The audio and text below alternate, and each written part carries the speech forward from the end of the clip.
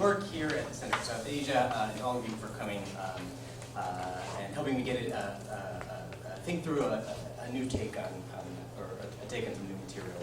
So over the next 40 minutes, I'm going to offer you a new perspective on what might be a familiar crisis. And I'm going to cast India's post-colonial agricultural history and the United States opioid crisis as fundamentally intertwined. As Mitra said, I'm a historian of the politics and economic life of post-colonial India, and I have a focus on agriculture and the environment. And I ended up surprising myself by kind of fumbling accidentally into the world of global narcotics and pharmaceuticals. And as it's turned out, I've needed a lot of help to get my bearings on a book that starts in India and then ends up in some very unexpected places. One of those contexts is close to home, so I'm going to locate us briefly in the United States before moving quickly to the Indian contexts. So not far from my home in Boston is a stretch of downtown that's gotten the name Methadone Mile. It's a small grid of streets surrounded by a major research hospital, a number of detox clinics, and a busy bus depot. And for public health researchers, it's one of several ground zeros for the United States opioid crisis in its northeastern nation. Every morning, lines of patients queue up the methadone treatment at the clinics. Inside the hospital, physicians treat overdoses that police officers have been unable to prevent or reverse with the tubes of naloxone that they keep on their belts. The scene is broadly gutting. In 2017, the mayor's office announced that it was disbanding the overwhelmed sharps collection team that was charged with disposing of the needles blanketing the neighborhood. And a month ago, a police raid on Methadone Mile vexed public health authorities by scattering users away from sites of possible intervention. A morning at Methadone Mile is jarring, but it's far from unique. Rather, it's one key location of the public health emergency that's increasingly described as the new AIDS crisis. In 2017, 72,000 Americans died of opioid drug overdose, which is a higher number than deaths from HIV, from car crashes, or gun violence combined. There's anywhere between 2 and 4 million Americans said to have opioid use disorders, and the 240 million prescriptions written for opioid painkillers last year represented about a bottle for every American adult. The journalists often cast this predicament as a distinctly American one, and there's very unique features. Americans are around 5% of the global population, but we use 80% of the global opioid supply and 99% of the world's morphine. And while other countries have severe opioid crises, from misuse of tramadol in Western Africa, to the heroin epidemic in Punjab, to the abuse of crocodile in Russia, the crisis in the United States is unique in that it began with illicit opioid drugs prescribed in clinics and in hospitals. But in my read, American addiction is linked inextricably to developments far beyond the United States borders. And from my perspective as a historian of South Asia, the story of pain and American deindustrialization is intertwined with an increasingly urgent crisis of Indian agriculture. There are two stories of extraction and marginalization at far ends of a global chain. Now, reckoning with this connection, for me, means building archival links between places like Methadone Mile and regions like Mandsaur, an agrarian district in the central Indian state of Madhya Pradesh, whose residents have long harvested sticky opium gum for a hungry global market. And 2 centuries ago, opium from the Malwa region and a competing belt further east powered the pyrotechnics of the Asian drug trade.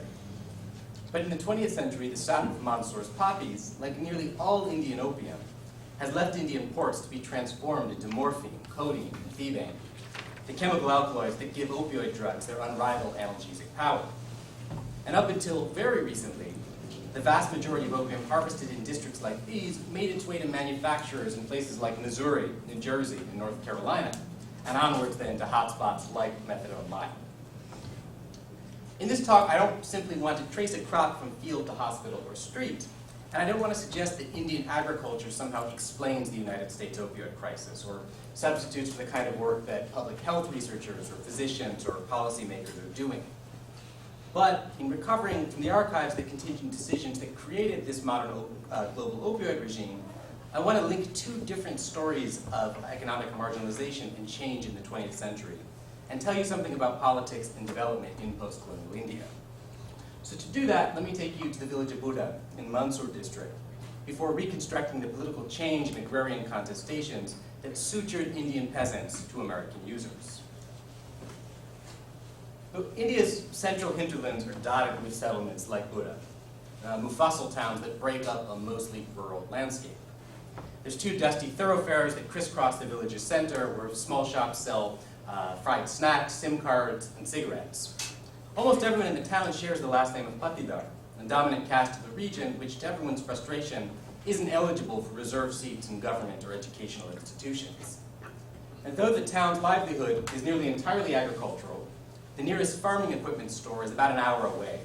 And men make regular purchases there, pilgrimages there to purchase or repair drip irrigation and pesticide sprayers.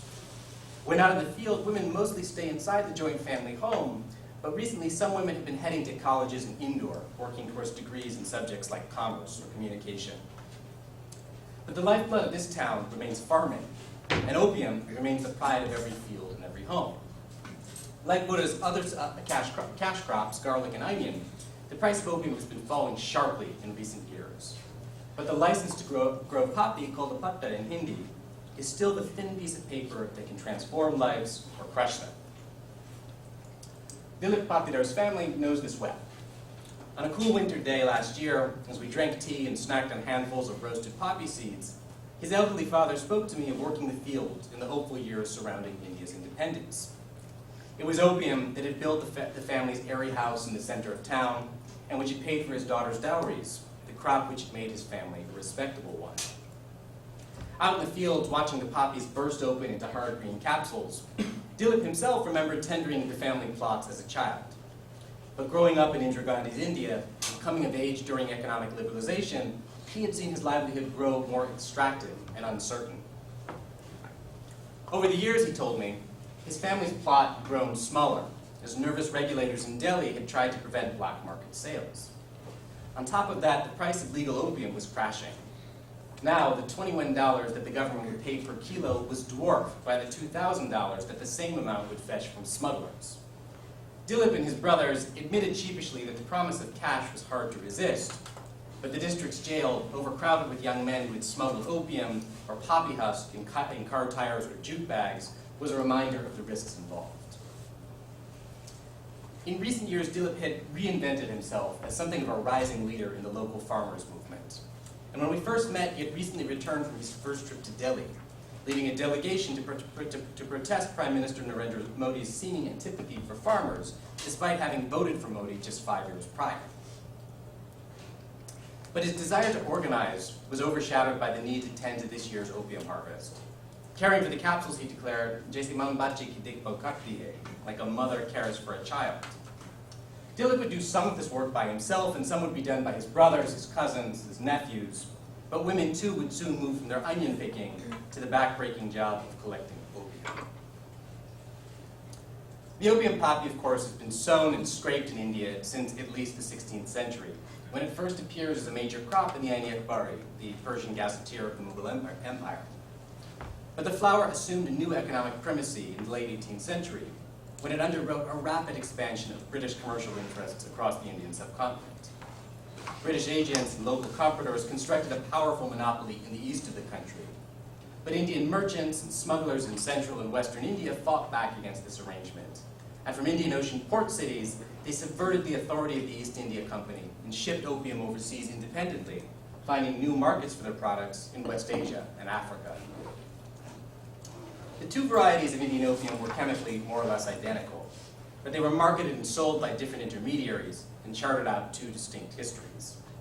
Britain's Bengal or Patna opium, harvested in Bihar's lowlands, emerged as a prized commodity in nearly every Asian port, sold next to tea, pepper, copra, and tin, and its consumers were overwhelmingly Chinese. In 1831, the British surgeon Julius Jeffreys visited the Patna Opium magazine, and he marveled at this store, which could meet global medical needs for decades. The director of the magazine laughed at the surgeon's naivete. "These stores of opium," he declared, "have no beneficent destination. It is all going to debauch the Chinese, and my duty is to maintain its smack as attractive to them as possible." Two wars, of course, are fought in opium's name, and the crop represented a third of British India's total trade in the 19th century. Bengal opium was, as earlier historians have demonstrated again and again, the linchpin of empire itself. But Malwa opium, which is cultivated in India's arid western and central plains, eked out a different trajectory. Further away from the centers of British power, Indian merchants and princes constructed their own markets across the Indian Ocean. Chettiar traders, Marwari Maheshwaris, some Parsi families, and Sindhi investors built fortunes in the opium trade. Decades on, some of these groups would plow those same fortunes into support of the anti-colonial freedom struggle. But just as many horses counted ruin. The storied Mathura-based merchant family of Lakshmi Chand was one of many Indian dynasties bankrupted for poorly timed investments in opium. So if Indian elites and British agents built fortunes in the global drug trade, Indian wage laborers gained very little for their efforts. With mostly women laborers who tended to the field and who were accused in multiple police reports of debauching working men into opium themselves. These women were rarely asked to weigh in when men debated the various merits of opium cultivation. In one late 19th century investigation, a male cultivator in Western India's Bundi state defended opium as profitable and useful, providing tender leaves for cooking, seeds for pottage, and oil cakes for livestock feed. A group of cultivators from Ambala declared opium to be profitable, but moreover essential in meeting extractive colonial revenue demands. And another coalition of 50 villages wondered why they just couldn't go back to sugarcane and potato.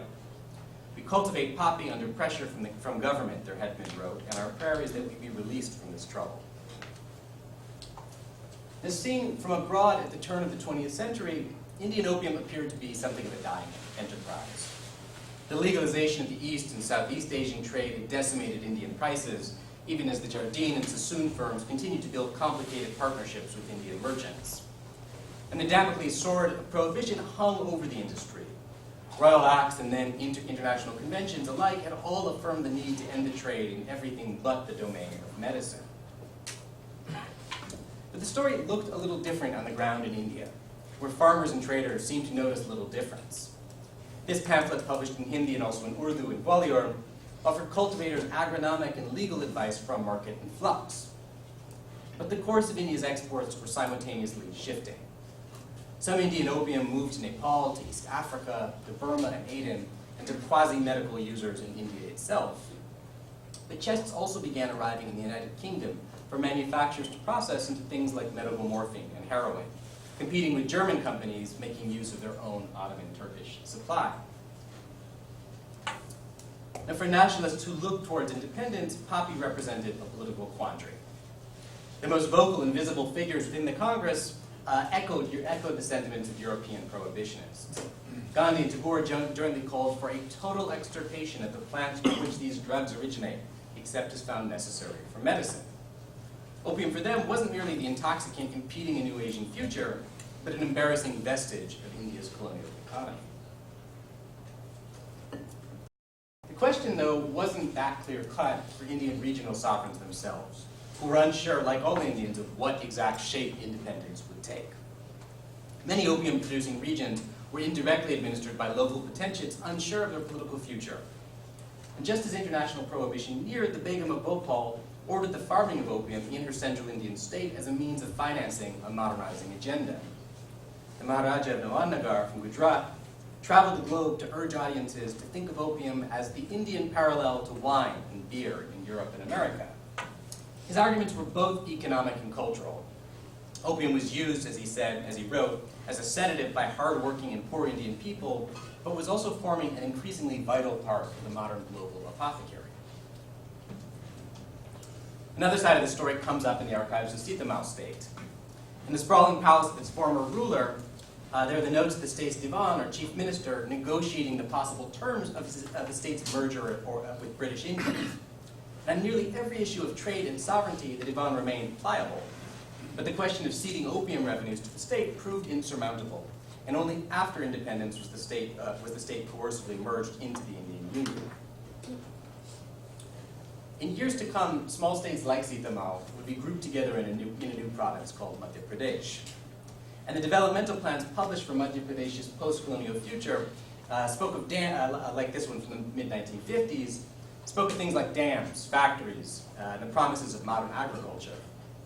But the healthy opium revenues that local elites once earned were now being funneled to the Ministry of Finance in New Delhi, itself starved for foreign reserves. And elsewhere, I've shown how in agriculture, a multitude of plans for national sustenance and independence quickly yield to the very technocratic imperatives of the new nation.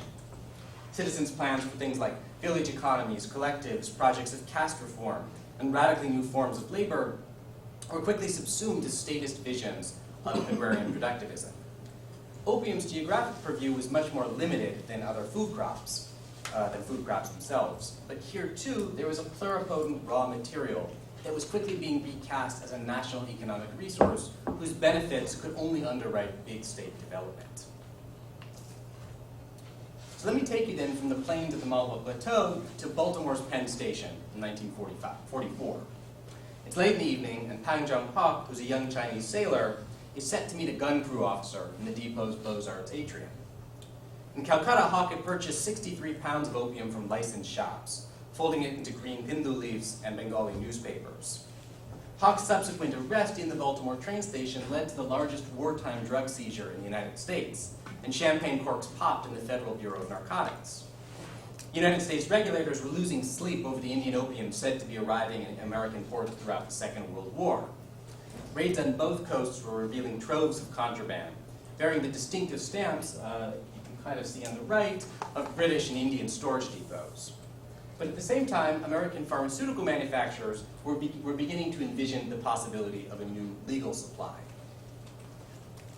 100 years prior, a U.S. Civil War veteran had used the newly invented hypodermic needle to inject German morphine, manufactured from Turkish poppy, into their veins.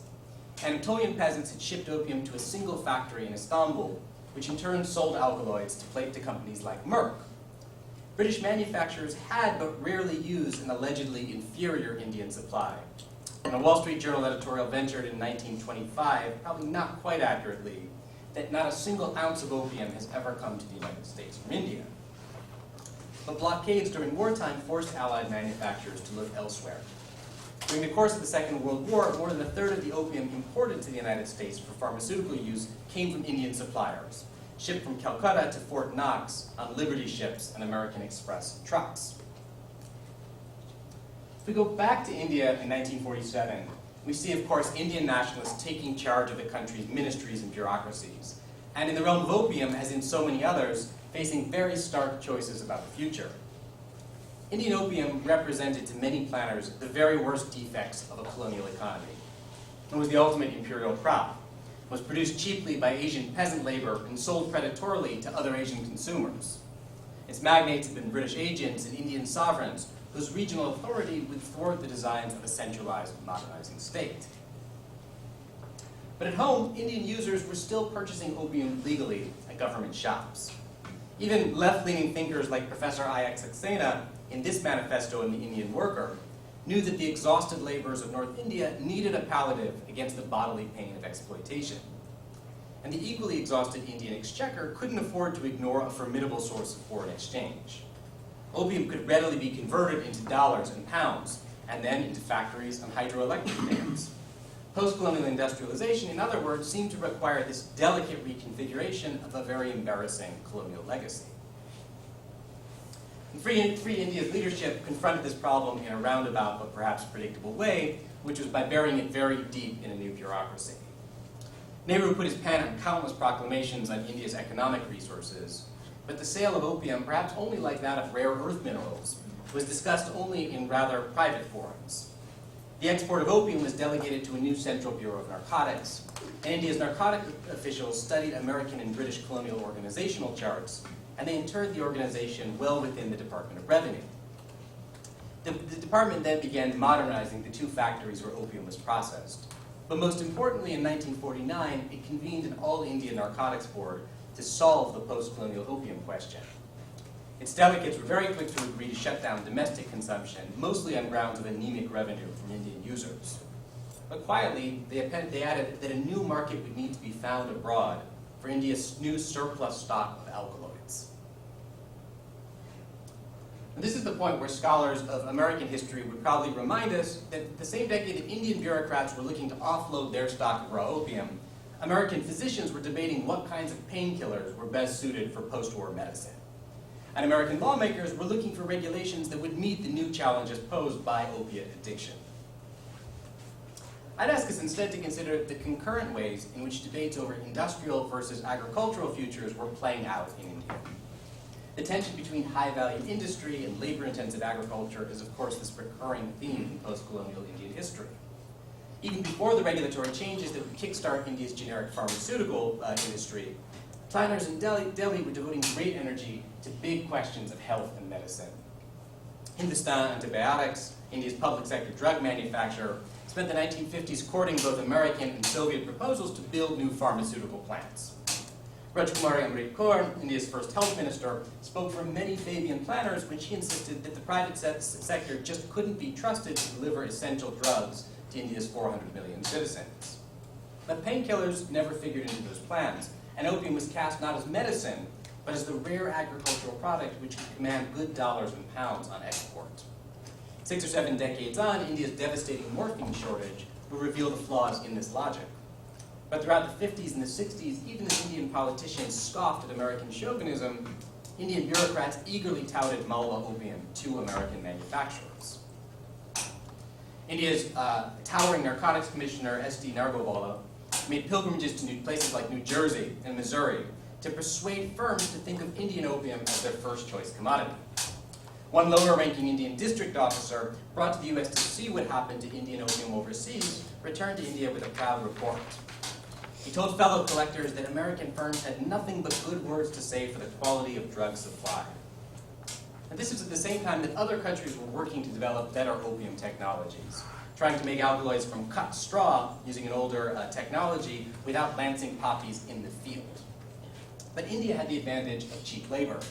And by the dawn of the 1960s, 2/3 of the world's pharmaceutical opium was being grown in Uttar Pradesh, Madhya Pradesh, and Rajasthan.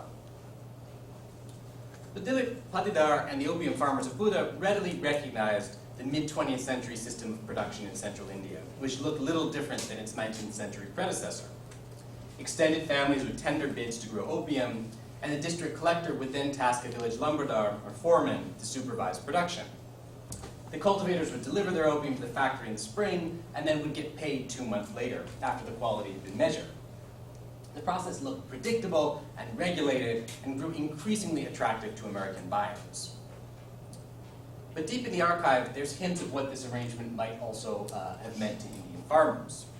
District-level police reports and annual factory records reveal both frustration and subversion. Indian gendarmes routinely unearthed contraband opium in corridors and in oilcloth sacks. Farmers chafed the capriciousness of a regulatory regime that demanded meticulously correct adherence but gave very little opportunity for long-term growth. The petitions that Mandsaur farmers sent to New Delhi demanding better prices hinted at an industry whose benefits to national development far outweighed those to the cultivator. And throughout the 1960s, Indian agriculture was, of course, being transformed by the packages of seeds, fertilizer, and credit that we'd later come to see as the Green Revolution. But it's worth noting here that opium productivity didn't really change much in those same years. Higher yielding poppies were bred, but farmers themselves continued using their own seed stock and antiquated tools. What did change, however, were the markets for the other cash crops that opium farmers sold. Indian opium farmers' wheat, for instance, could no longer compete against highly productive Punjabi grain. So even as opium's price to cultivators also remained low, its centrality in places like Malwa grew more fixed. So to now explain kind of how these central Indian farmers grew sutured into the story of modern American pain, I'm going to bring up 2 important exogenous factors. The first is the Cold War, and the second are bottles of cough syrup. So as the 1970s dawned, Richard Nixon was paranoid about just about everything. But above all, he was paranoid about heroin, the scourge of American cities. Enlisting Elvis Presley in his war on drugs wasn't quite enough. And by 1970, the White House had begun to explore the idea of using American power to enact a global ban on poppy production, against the advice of basically every physician consulted. The administration's subsequent decision to force Turkey to outlaw poppy production would shake up Anatolian agriculture and politics. But within India, it stoked new anxieties at the future of a vital export industry. Files in Delhi flesh out those Indian fears. American delegations of the National Commission on Drug Abuse floated the idea of helping Indian pharmaceutical companies develop synthetic opioid substitutes in exchange for a poppy ban, essentially subsidizing industry at the expense of Indian agriculture. Indian cooperation in drug enforcement was a rare point of agreement in an otherwise chilly relationship with the United States. But Indian politicians privately agreed, and sometimes said publicly, that a ban would be political suicide in the country's Hindi-speaking heartland. They cared little about opium farmers, but cared deeply about their votes. Now, owing to the limitations of Indian archives, we have to use some different sources to understand what happens next. But a trove of things like FOIA requests and Wikipedia cables shows that federal dollars at the same time were helping DuPont and Mallinckrodt grow experimental domestic poppy fields in the United States in places like North Carolina and California. But learning of those plans with worry, Indian officials urged Americans to cultivate a reliable Indian source instead. Supporting Indian poppy farmers, they argued, would benefit farmers and help stave off the global black market. Jasjit Singh, an affable senior administrator, made the case again and again to Ambassador Daniel Patrick Moynihan using charts and figures that he received from American pharmaceutical companies. Indian administrators received unexpected support in the form of an urgent warning from the American Medical Association. By 1974, uncertainty over future import policies had led to fears of a critical shortage of cough syrup and other painkillers. Pharmaceutical manufacturers tapped into the U.S. strategic codeine stockpile, but warning of new painkiller shortages, the AMA hosted a symposium on the supply of medical opium. And in the Indian towns of Neemuch and Ghazipur, 2 factories gurgled and hummed with a promising solution.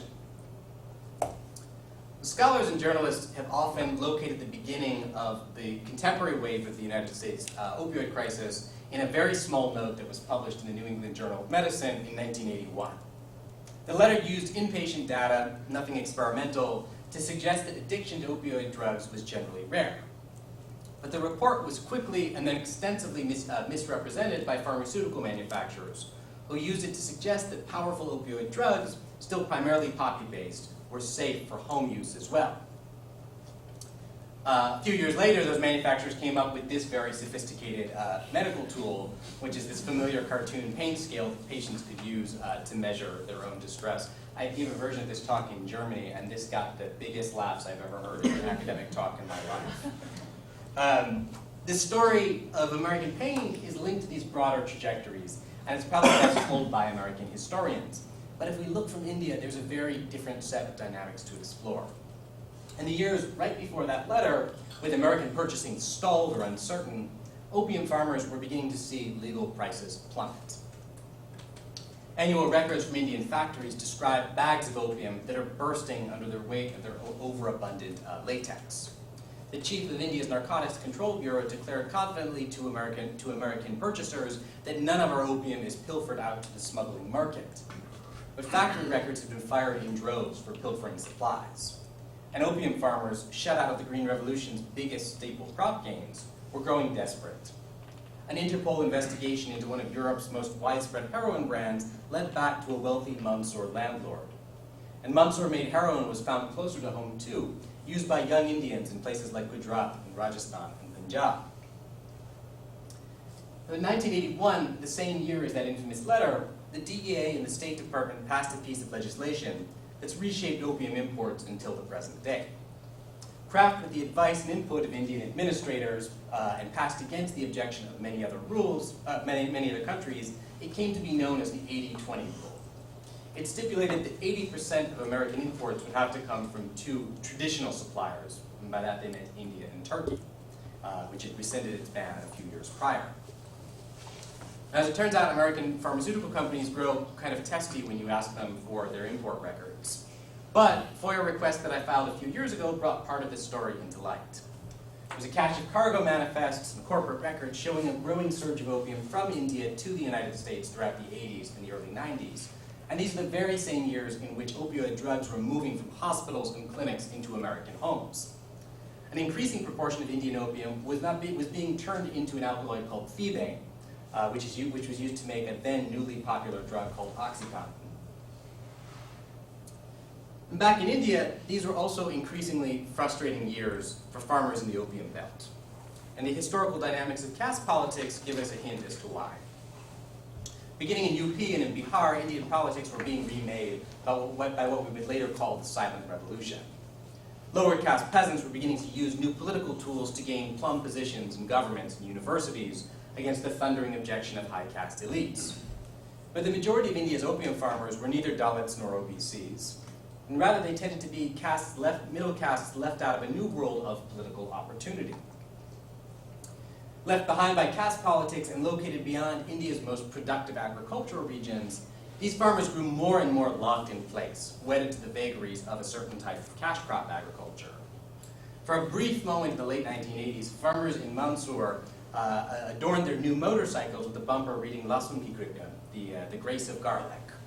But garlic soon proved to be just as fickle as opium, the crop to which most farmers very quickly returned. Let me bring us once more to Mysore district.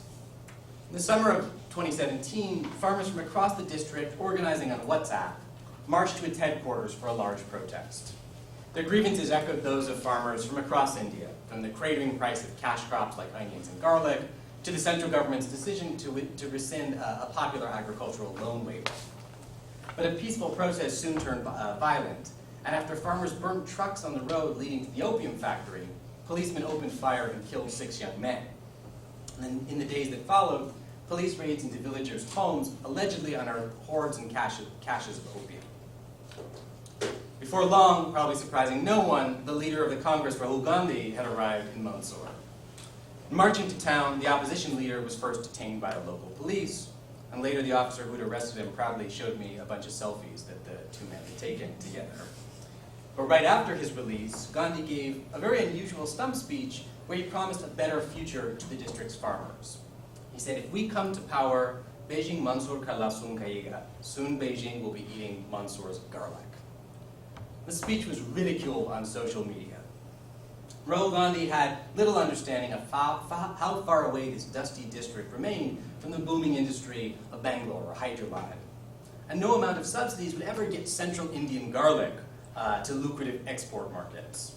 Opium farmers knew that the legal price of their crop was unlikely to ever recover. And cultivators spoke instead of folk heroes like Abdul of Bilod, a local said to be hiding in Rajasthan while making fortunes in the black market, turning Mysore opium into Punjabi heroin. The patidars of Buddha did not quite know the global dynamics which had devastated the local opium markets. A year before, in his office in Delhi, the chief controller of India's opium factories had given me a frustrated diatribe about his American customers, who as of 2017 were only purchasing Tasmanian opium, purchased on a single gigantic factory farm in Australia. Only Japanese manufacturers, he sighed, were still buying India's product. But in Buddha, these dynamics were felt profoundly. Every year, the local factory was paying less, and smugglers were paying more. The district had grown infamous again for its black market opium, and for truck stop settlements of sex workers whose high HIV rates were stoking anxiety across the region. And every young man or woman dreamed of moving to cities like Indore or Delhi, worlds away from the opium belt, sinking further and further into marginalization. Since the 1970s, as many of us know, Indian farmers have come to see themselves as dispensable cogs in a changing economy. And this perception is not particularly wrong. Even as India's service sectors, its land markets, and extractive industries propel some citizens to stratospheric wealth, the agricultural sector has lapsed into despair. India's top 10% holds about 4/5 of the country's national wealth, and the country gains about 70 new dollar millionaires every day. But India's farmers have seen their wages stagnate, their land holdings grow less secure, and their access to things like healthcare and education more and more precarious. And with water tables sinking and temperatures rising, they've been given front-row seats to the ravages of climate change. 10 years ago, the specter of widespread farmer suicides was fodder for front-page headlines, and now these deaths are so common as to be basically unremarkable. The number of opium farmers in India is relatively small. The men, women, and children working with poppy probably amount to somewhere in the high hundreds of thousands. But the colonial history of this crop, its hidden post-colonial trajectories, and its evocative pharmaceutical qualities distill a broader crisis of contemporary Indian agriculture. A small percentage of India's 700 million farmers have leveraged changing markets and prospered. But the schemes of Indian bureaucrats and Western modernization theorists have failed to move peasants towards the promises of better livelihoods. In the 1980s, India's politics were briefly rocked by the rise of what was called a new farmers' movement, led by charismatic peasants like M.S. Tikait from Uttar Pradesh and Sharad Joshi from Maharashtra. These leaders brought throngs of farmers to Delhi to block the capital's thoroughfares, protesting declining livelihoods as the economy liberalized. Their papers haven't really been acquired by any archive, so it takes some sleuthing to recover those political visions. But at odds with both left-leaning nationalists and conservative free marketers, they declared India's formal political sphere to be the inheritor of the colonial state, and the struggling farmers of rural Bharat to be the true repositories of national wealth.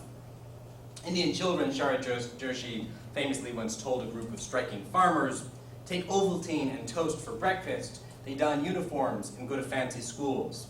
But the children of Bharat munch a morsel of stale bakri, kill their hunger with a mugful of water, and then go out to tend animals." So the visions and tactics of these politicians very rarely figure in accounts of post-colonial Indian politics. But when 100,000 farmers, including Dilit Patidar, marched on Delhi in fall 2018, they harkened back very loudly and clearly to this forgotten alternative. So it's here in recovering those visions that we should come full circle and link the 20th century histories of both Mansoor and Methadone Maya. India's poppy farmers, of course, didn't cause the American opioid crisis, and American opioid users are not responsible for the distress of Indian cultivators. But the stories of American deindustrialized labor, marginalization, and medicalized pain, and those of Indian agriculture in its contemporary malaise, are twin stories of citizens left behind in the wake of changing economies. And for me, they're yoked together by dynamics which we can get at through a historical approach. One of my aims is just kind of empirical. It's that of bypassing the limits of the archive to rewrite a story of Indian post-colonial developmental projects. But the other part is conceptual, and I want to link how a process of production that creates so much medical and economic value also yields extraction and marginalization at both ends of that same chain. The commodity that sutured the contemporary United States opioid crisis to the plight of Indian poppy farmers has generated immense, almost incalculable value for many stakeholders. Capital for colonial governments and Indian sovereigns, centralized authority and foreign exchange for Indian nationalists, careers for narcotics bureau and DEA officials, lucrative products for pharmaceutical companies, and then a whole cottage industry of public health and policy research. But this production, marketing, and regulation of a pluripotent Indian crop in the long 20th century also brought a glut of painkillers to American users, a dearth of palliative drugs for Indian patients, a lucrative black market inside India, and agricultural stagnation that epitomizes a wider crisis. These crises, like the American opioid epidemic, did not appear ex nihilo, but were produced as particular visions of politics and agriculture and health won out over alternatives. In 1957, there was a Bengali lawyer who had occasionally dealt with opium in the courtroom. He wrote a triumphant short history of the nation's narcotics industry. B. Bhattacharya was thrilled that opium was no longer being used casually by Indian parents who once administered it to lull their children to sleep so their mothers could pursue their duties at home or in the fields. But he was equally pleased that the prohibitionists of an earlier era hadn't entirely won either. Instead, he cheered the birth of a regulated regime that was transforming a potent narcotic into a national resource. What was once, he wrote, a baneful drug would soon underwrite the constructive activities of national development through dollar earnings. Opium the killer, he wrote, was now a blessing to the country. That lawyer couldn't foresee the frustrated petitions that opium cultivators would pen, or the regional Indian politicians who would earn votes by doling out poppy licenses. And he certainly would have been chagrined to see contemporary Indian oncology wards that go without basic painkillers, or family farmers struggling in India's opium belt. But this archival approach might help us recover the different visions that connect that optimism of an earlier moment with the deprivation of the present. And it helps root global transformations around the world in the particulars of Indian experience.